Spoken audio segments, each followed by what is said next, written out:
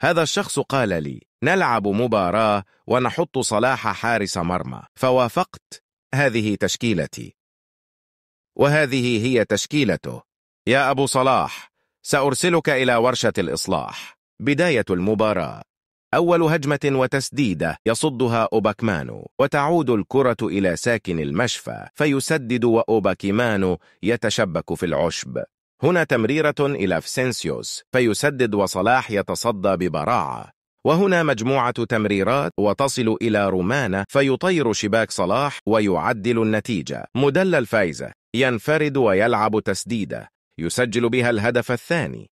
للمرة الثانية الرمانة يطير شباك صلاح. فاسنيسيوس يوزع، وحبة الرمان ينطح برأسه ويسجل الهاتريك في صلاح. صديقي، ما هو شعورك الآن؟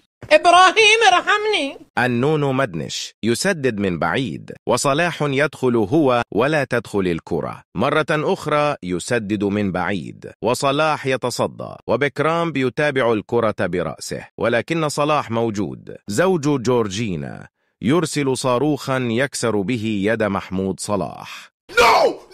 ابن فايزة يمرر إلى الدون، ومن سابع المستحيلات أن يصدها صلاح. هنا البريلي يركض ويسدد ويسجل الهدف الخامس، وصلاح لم يرتقي لأنه يعلم أن ارتقاءه سيكون من دون فائدة. انتهى الشوط الأول وبدأ الشوط الثاني. كرويف يستلم ويسدد ويفجر المرمى. برناندو سلفا يراوغ ديليخت ويقوس ويحير صلاح. هنا كرويف يمرر لرومانا ويسجل السوبر هاتريك، وكالعادة صلاح يتفرج. النونو يدخل إلى مطبخ صلاح فيسدد، والدون يستغل اللاغ عندي ويسجل هدف التعادل. انتهت المباراة بالتعادل 6-6. ولكل من شاهد الفيديو كاملا ولم يضع لايك ولا متابعة، كاميرا واوا.